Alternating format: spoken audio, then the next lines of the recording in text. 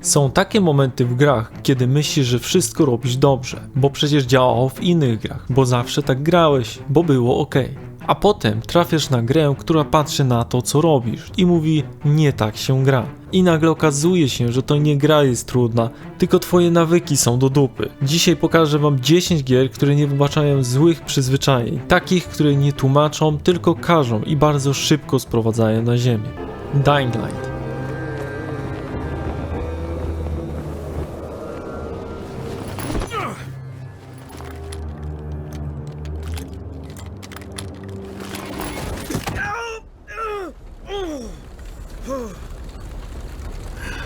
I told you that wasn't a normal drop shoot.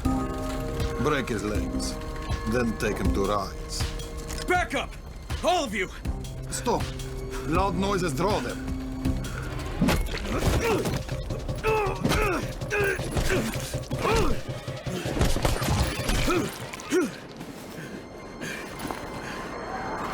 Fall back! Fall back!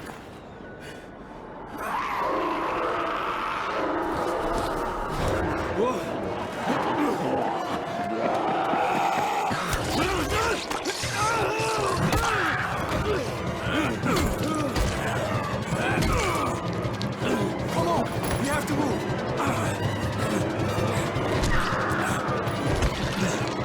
Let's get him off the street.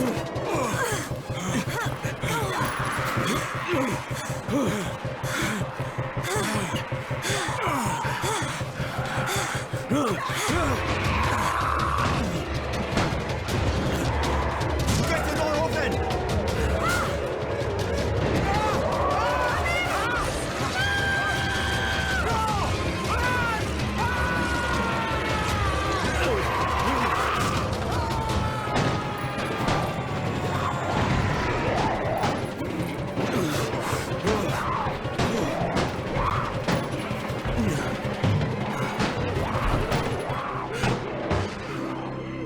Tower, this is Jade. Get sickbay ready. Got a guy with a bad head wound and a bite on one arm. Oh shit, Amir's hurt? Amir is gone. But I'm bringing in someone who might still survive. One of us? We'll see.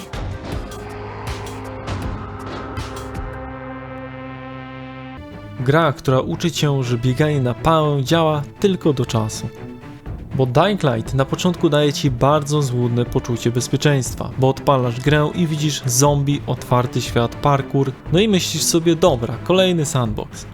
Początek, będę latał jak w Asasynie i pierwsze godziny są wręcz przyjemne, skaczesz po dachach, unikasz zombie, zbierasz loot, no i czujesz te flow. I tu wchodzi zły nawyk, bo zaczynasz grać tak jak w innych grach. Wbiegasz w grupy przeciwników, spamujesz ataki, nie planujesz, no i jakoś to będzie. I przez chwilę to działa. Zwykle zombie padają, masz przewagę i czujesz się pewnie. Aż przychodzi noc i nagle gra zmienia zasady. Ten moment wychodzisz w nocy i widzisz coś szybszego, agresywniejszego i wtedy pierwszy raz czujesz strach. Uciekam na pałę. Próbujesz robić to samo co wcześniej. Biec przed siebie, skakać gdziekolwiek, no i nagle okazuje się, że to nie działa. Gra cię łamie, bo przeciwnicy są szybsi, są sprytniejsi i widzą więcej. No i zaczynasz ginąć. Co ja robię źle? I to jest kluczowy moment, bo gra nie mówi ci wprost. Musisz się oduczyć, musisz planować trasę, patrzeć gdzie biegasz i unikać walki.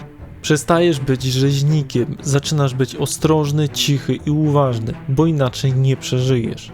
No i ten moment przełamania, kiedy zaczynasz grać inaczej, gra nagle działa. I rozumiesz, że to nie była trudna gra, to ty grałeś źle. A po latach Dying Light to świetny przykład gry, który najpierw daje ci luz, a potem brutalnie go odbiera. Co do plusów, świetny parkour, klimat dnia i nocy, naturalna nauka przez gameplay, minusy, początek może wprowadzać w błąd, nagły skok trudności, no i kara za złe nawyki. A dla kogo? Dla ludzi, którzy lubią uczyć się przez praktykę. Mieliśmy grę, która każe za granie na pałę i zmusza cię do myślenia, to teraz coś jeszcze bardziej bezpośredniego, gra, która patrzy na twoje ruchy i mówi od razu, czy jesteś dobry, czy nie, bez wymówek i bez przypadku. For Honor.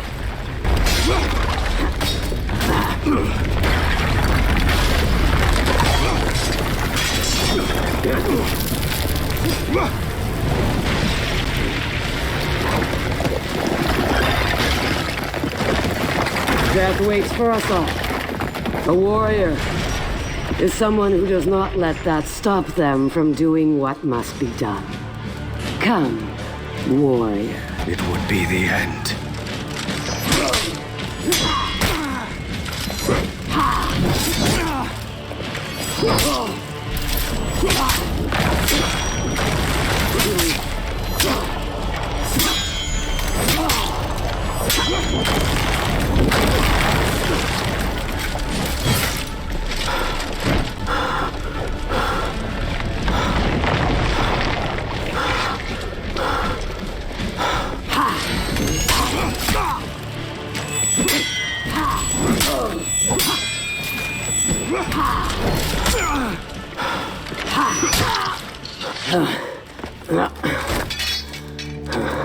Go home.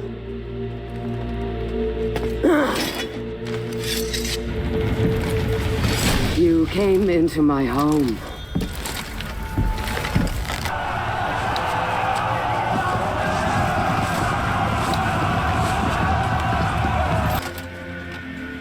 My wolves.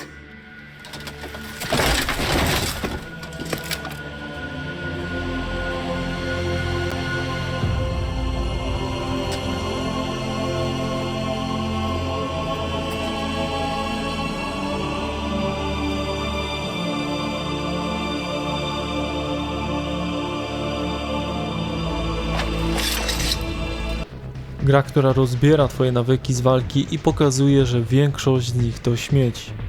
For Honor to jest gra, która wygląda jak typowa siekanka. Rycerze, samuraje i wikingowie. Miecze, walka, akcja. Myślisz sobie, no okej, coś jak slasher, dam radę.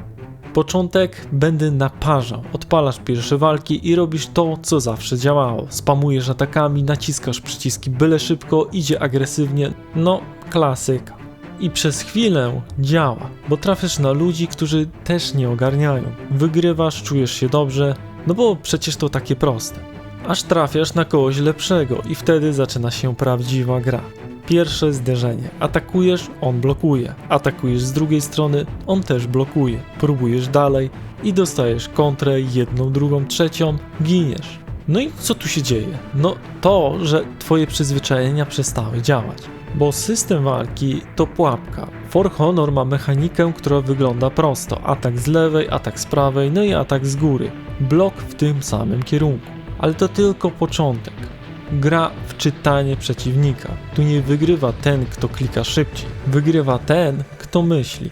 I moment, kurde, on wie, co zrobię. Zaczynasz atak, a przeciwnik już to przewidział. I karze cię za schematy, bo grasz zbyt agresywnie, zbyt przewidywalnie, no i zbyt schematycznie. I gra to wykorzystuje. To moja wina, no i tu zaczyna się najciekawsze, bo nagle rozumiesz, że tak, to twoja wina. Uczysz się czekać, przestajesz atakować bez sensu, zaczynasz patrzeć, czytać ruchy i czekać na błąd. Walka zmienia tempo, z chaosu robi się pojedynek, napięcie i psychologiczna gra. Każdy błąd boli, bo zły atak to kara, zły timing i złe decyzje to też kara. I nie ma resetu. Moment przełamania, kiedy pierwszy raz wyczekasz, zablokujesz i skontrujesz. Czujesz tą różnicę. I już nie spamujesz, zaczynasz grać świadomie. Gra, która odbiera złudzenia. For Honor pokazuje coś bardzo brutalnego. To, co działało w innych grach, tutaj cię zabije. I nie ma wyjątków, nie możesz tego obejść i nie możesz tego zignorować. Musisz się zmienić. A po latach For Honor to jedna z tych gier, która najbardziej obnaża gracza. Co do plusów, głęboki system walki, satysfakcja z nauki, pojedynki pełne napięcia. Minusy, wysoki próg wejścia, frustracje na początku, no i kara za każdy błąd. A dla kogo? Dla ludzi, którzy chcą nauczyć się walczyć, a nie tylko klikać. Mieliśmy grę, która karze za spam i brak myślenia i zmusza cię do czytania przeciwnika. To teraz coś jeszcze innego, gra, która wygląda jak typowe polowanie, ale bardzo szybko pokazuje, że atakowanie wszystkiego to najgorszy możliwy pomysł. Monster Hunter World.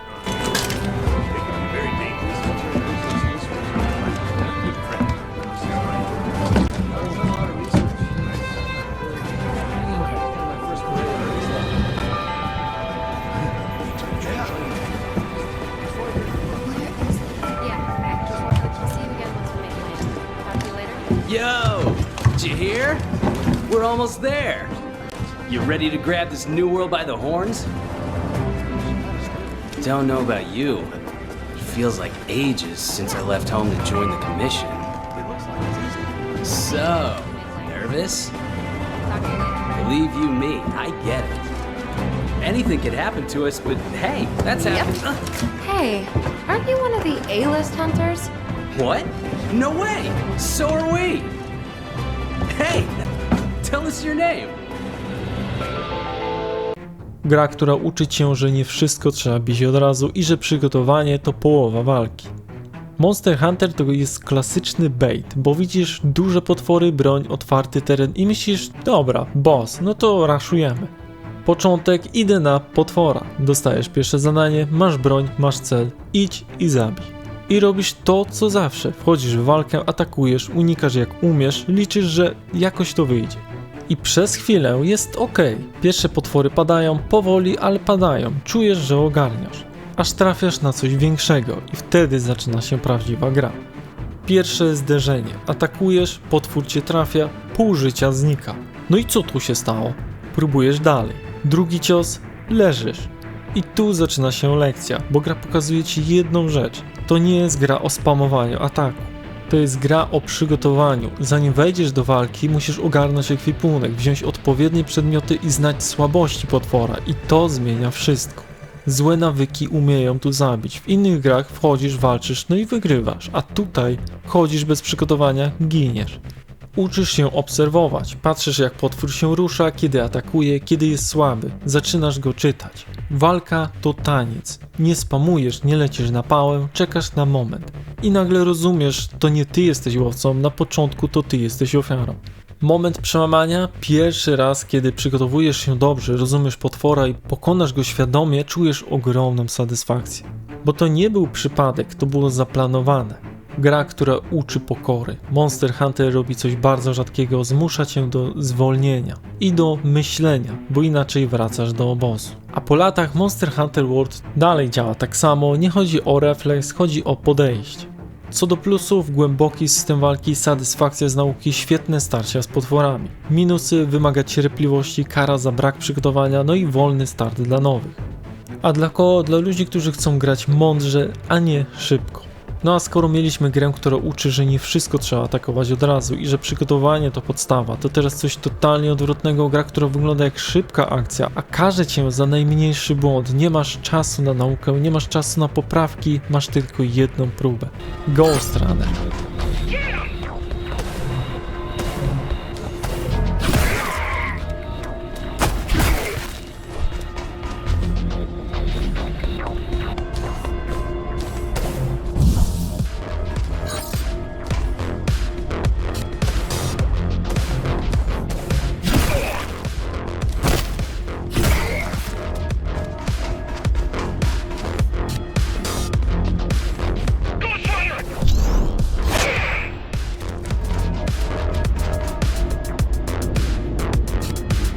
Gra, która daje ci miecz i szybkość, ale nie daje prawa do błędu.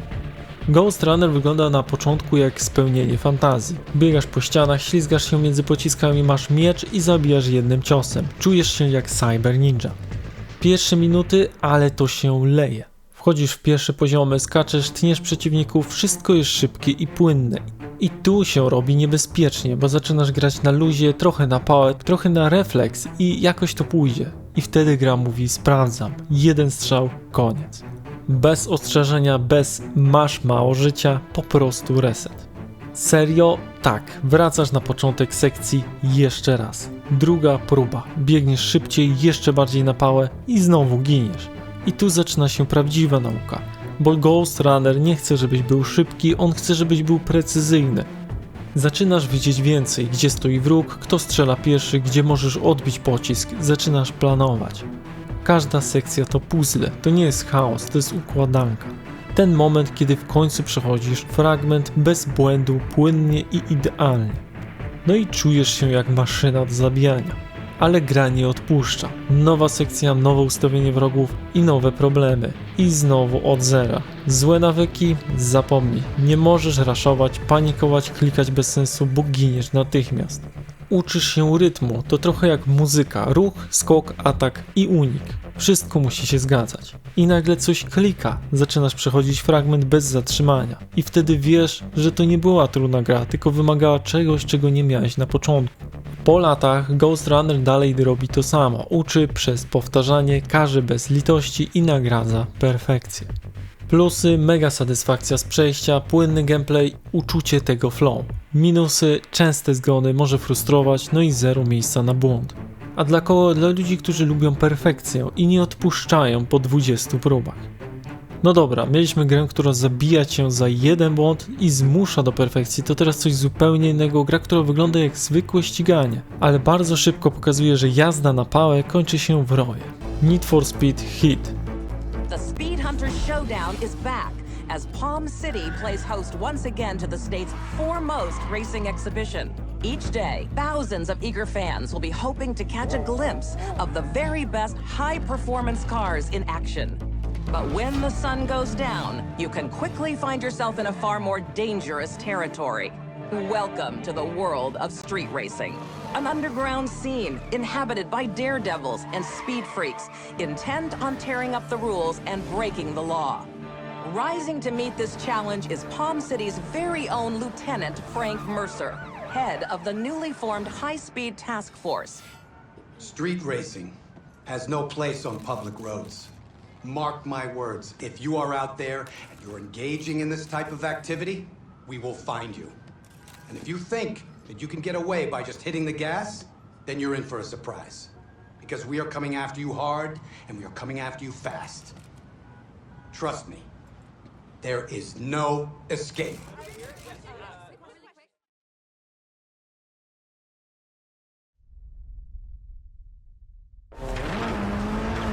Talk to me, Joe. How are we doing? Hanging in there. Good. Just keep your foot on the floor. What's the tea, Richie? There's some real speed in this race, Anna. We knew they were gonna bring it. This is the lead we're going for here. Come on, guys. This is ours. Gra, która pozwala ci cisnąć ile wlezie, aż nagle pokazuje, że bez głowy nie zajedziesz daleko. Bo ten Need for Speed na pierwszy rzut oka to klasyk. Szybkie auta, neony, wyścigi nocą, czysty arcade. Początek, gaz do dechy. Wsiadasz do auta, pierwsze wyścigi, proste trasy, łatwi przeciwnicy, no i jedziesz jak zawsze. Bez myślenia. Gaz, zakładka, ściana, nieważne, jakoś to przejdzie. I gra ci na to nie pozwala. Na początku wygrywasz, zarabiasz, rośnie pewność siebie. Ale noc to inna historia i to jest moment, gdzie wszystko się zmienia. Bo policja pojawia się na początku lekko, ucieknę na spokojnie, bo przecież jeszcze szybko, no i masz auto, ogarniasz. Ale nagle poziom rośnie, więcej radiowozów, szybsze jednostki, helikoptery, no i zaczyna się polowanie. I robisz to, co zawsze. Gaz do dechy, bez planu, bez trasy. I kończysz na barierce. Albo otoczony, albo rozwalony. No i co jest? Bo nagle okazuje się, że prędkość to nie wszystko. Zaczynasz myśleć, gdzie skręcić, gdzie zgubić pościg i gdzie są skróty. Zaczynasz jeździć z głową. Uczysz się mapy, nie tylko drogi, ale miejsca ucieczki, punkty naprawy i skocznie, bo inaczej przegrasz i tracisz wszystko, co zebrałeś. Ten moment, kiedy masz wysoki poziom pościgu i jedziesz perfekcyjnie, skręty na styk, ucieczki na milimetry, czujesz napięcie i rozumiesz, że to nie jest gra o ściganiu, tylko gra o kontroli. Złe nawyki z innych wyścigówek, jazda na pałę, olewanie zakrętów i brak planu tutaj kończą się bardzo szybko. A po latach ten Need for Speed nadal działa, najlepiej wtedy, kiedy zaczynasz jeździć świadomie. Co do plusów, klimat nocnych pościgów, dynamiczna jazda, emocje przy ucieczkach. Minusy, kara za błędy, policja potrafi przytłoczyć, frustracja przy stracie progresu.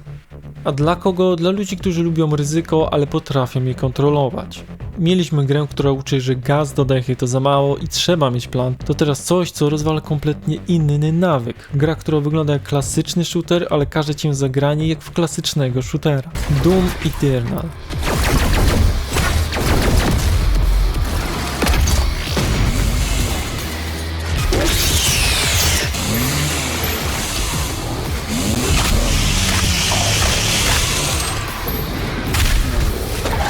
Gra, która bierze wszystkie nawyki z FPS-ów i robi z nich problem. Bo ten Doom wygląda jak typowy shooter. Demony, strzelanie, szybka akcja, no klasyk. Początek, wiem jak się strzela. Odpalasz pierwsze walki, strzelasz, unikasz, zabijasz, no wszystko znajome. I robisz to co zawsze. Stajesz w miejscu, strzelasz jedną bronią, chowasz się jak masz mało życia. Standard FPS. I gra cię za to karze. Szybko, bardzo szybko. Dlaczego ja ginę? Bo w Doom stanie w miejscu to śmierć. Gra wymusza ruch, musisz skakać, daszować, zmieniać pozycję cały czas. A amunicja nie ma, kończy ci się amunicja i nagle nie możesz grać komfortowo. Musisz podjąć ryzyko, podchodzisz do przeciwnika, piła, zabijasz i dostajesz ammo. Życie to samo. Glory kill. Musisz wejść w przeciwnika blisko, ryzykownie, żeby się uleczyć. Czyli muszę iść w ogień. No tak. I to łamie nawyki. Bo w innych grach uciekasz, regenerujesz się i wracasz. Tutaj uciekasz, giniesz. System tańca śmierci. Każdy przeciwnik ma swoją rolę, każda broń ma swoje zastosowanie i musisz żonglować wszystkimi.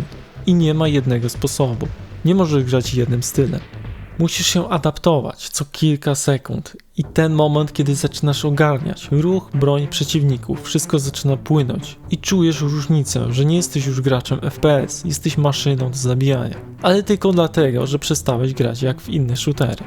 A po latach Doom Eternal to jedna z najlepszych lekcji, nie wszystko co działało wcześniej działa teraz. Plusy, dynamiczna walka, wymusza myślenie, mega satysfakcja. Minusy, kara za stare nawyki, wysoki próg wejścia, no i ciągła presja.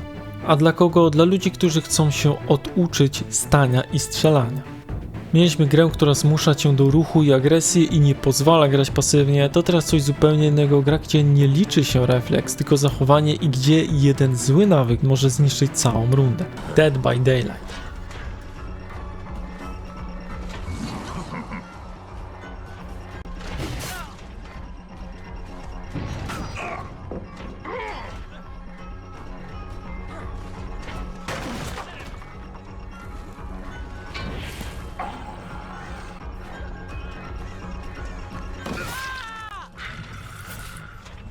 Gra, która najpierw daje ci złe nawyki, a potem bezlitośnie wykorzystuje przeciwko tobie. To jest gra, która na początku kłamie. Serio, pokazuje ci prostą zabawę. Napraw generator, uciekaj przed killerem, przetrwaj, no i wydaje się, że to wszystko. Początek jak dziecko we mgle. Pierwsze godziny to chaos, kucasz pół meczu, chowasz się w krzakach, naprawiasz geny gdzie popadnie i myślisz, że grasz dobrze. I gra ci na to pozwala, bo trafiasz na słabych killerów, na ludzi, którzy też nie wiedzą co robią, aż trafiasz na kogoś, kto ogarnia i wtedy zaczyna się prawdziwa gra. Chase'y, test prawdy, zostajesz znaleziony i robisz to, co robi większość ludzi. Panika, ucieczka na pałę i losowe palety. No i leżysz po 10 sekundach. No co jest? Bo nagle okazuje się, że killer nawet się nie spocił. Palety, największy błąd. Nowi gracze robią jedną rzecz non-stop. Rzucają palety byle gdzie, byle szybciej, byle się ratować. I to jest tragedia. Palą palety, a paleta to czas, a nie przycisk paniki. Bo gdy spalisz złą paletę i za chwilę nie masz gdzie uciec, nie masz czym przedłużyć pościgu, no i jesteś martwy. A okna to drugi problem. Źle zgrany timing, zła odległość i zły moment. Hit na oknie. I kończy się pościg. Prawdziwa gra to lupowanie i tu wchodzi poziom wyżej, bo w DBD to nie jest uciekanie, to jest kontrolowanie czasu. Bo jak masz 1000 godzin czy kilkaset, to zaczynasz robić coś zupełnie innego. Prowadzisz killera, nie uciekasz gdziekolwiek, tylko ciągniesz go po pętlach, wracasz do tych samych miejsc, kontrolujesz dystans, grasz nim. I nagle coś się zmienia, bo killer nie może cię złapać. 30 sekund, minuta, 2 minuty, a team robi geny. I to jest prawdziwa wartość. Nie przeżycie, tylko ile czasu kupiłeś drużynie. No i tu zaczyna się też ego killera, bo jak go kręcisz cały mecz, to on przestaje grać logicznie. Zaczyna się mścić, tuneluje, kampi, fokusuje się na tobie, bo go złamałeś. A team ma sielankę. Generatory lecą, mapa się kończy, no a on dalej za tobą.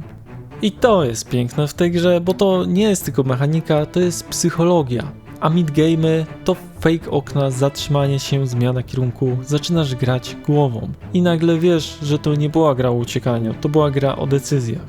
No a toksyczność to druga strona tej gry i tu trzeba powiedzieć wprost, DBD ma jedną z najbardziej toksycznych społeczności. Debugowanie, flashlight spam, kampienie i tunelowanie. No, każdy chce wygrać po swojemu. I to jest część tej gry, bo wpływa na decyzje, na emocje i na to, jak grasz. No i te nawyki, bo jeden zły ruch, zła paleta, złe okno, panika i jesteś na haku. Plusy: głęboki system pościgów, psychologiczna gra, ogromna satysfakcja z ogarnięcia. Minusy: toksyczność, zależność od teamu i frustracja przy błędach. A dla kogo? Dla ludzi, którzy chcą nauczyć się kontroli pod presją. Mieliśmy grę, gdzie jeden zły nawyk rozwala cały mecz i gdzie wszystko kręci się wokół decyzji, to teraz coś, co wygląda jak zwykły shooter, ale bardzo szybko pokazuje, że strzelanie to najmniej ważna rzecz. Remnant from the Ashes.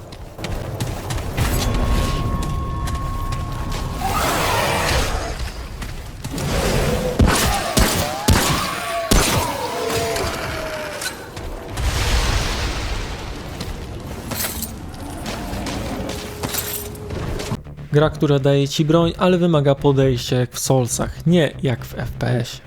Ta gra na pierwszy rzut oka wygląda bardzo znajomo. Strzelanie, trzecia osoba, potwory, no i myślisz, okej, coś jak Division, tylko mroczniejsze. Początek, strzelam i idę dalej. Pierwsze walki są proste. Celujesz, strzelasz, przeciwnicy padają. I robisz to, co zawsze. Stoisz i strzelasz, nie ruszasz się za dużo, tankujesz trochę obrażeń. Klasyczny shooter mindset. I gra ci to wybija z głowy bardzo szybko. Pierwszy mocniejszy przeciwnik, dostajesz hit, duży i nagle wiesz, że coś tu nie gra. Drugi hit, leżysz. No ale jak to? No bo ta gra mówi jedną rzecz, to nie jest gra o strzelaniu. To jest gra o uniku. Dodge, roll, timing, pozycjonowanie. Musisz przestać stać, bo stanie to śmierć.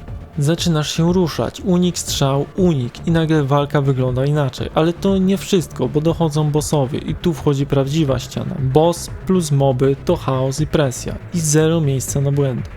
A złe nawyki wracają, strzelasz za długo, nie patrzysz na otoczenie, panikujesz i giniesz. Uczysz się walki od nowa, nie patrzysz tylko na cel, patrzysz na otoczenie, timing, ruch przeciwników, zaczynasz grać bezpiecznie, ale agresywnie.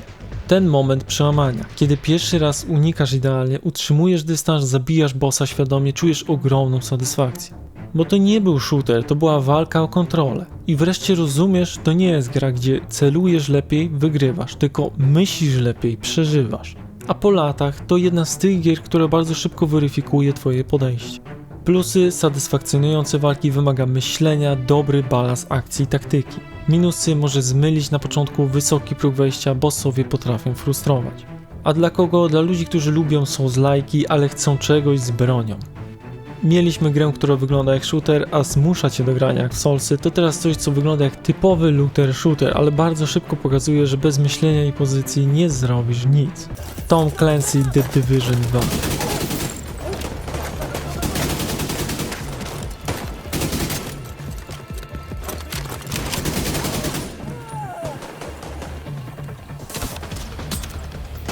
Gra, która wygląda jak klasyczny shooter, ale rozwala cię, jeśli grasz jak w klasycznego shootera. The Division 2 daje bardzo złudne pierwsze wrażenie. Masz broń, przeciwników, masz osłony i myślisz, dobra, cover shooter, chowam się i strzelam. Początek, siedzę za osłoną. Pierwsze walki są spokojne, strzelasz za ściany, przechodzisz powoli, wrogowie padają i nabierasz złego nawyku, bo zaczynasz siedzieć za jedną osłoną, nie zmieniać pozycji, grać statycznie, bezpiecznie. I gra cię za to karze, ale nie od razu, najpierw cię usypia. Moment przełamania. Więcej przeciwników, lepsze AI, różne typy wrogów i nagle robi się chaos. Flanka, wróg zachodzi cię z boku i nie reagujesz, bo jesteś przyklejony do osłony. Skąd on się wziął? Bo w Division 2 ma AI, które flankuje, naciska, wypiera cię z pozycji i to jest klucz. Gra wymusza ruch, nie możesz siedzieć, musisz zmieniać pozycję, czytać pole walki i reagować.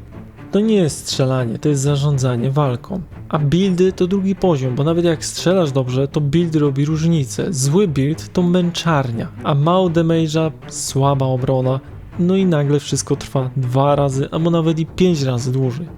Zaczynasz kombinować, broń, umiejętności, synergię, zaczynasz grać świadomie. No i ten moment, kiedy zmieniasz podejście, ruszasz się, zmieniasz pozycję, masz sensowny build i walka zaczyna klikać.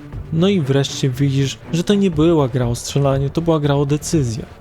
A najgorsze, złe nawyki wracają, zatrzymasz się za długo, zignorujesz flankę, no i leżysz. No a po latach Division 2 to świetny przykład gry, która karze za pasywność. Plusy: inteligentne AI wymusza myślenia, głębia buildów. Minusy: może frustrować solo, złe buildy bolą, no i powtarzalność dla niektórych. A dla kogo? Dla ludzi, którzy lubią kontrolować pole walki.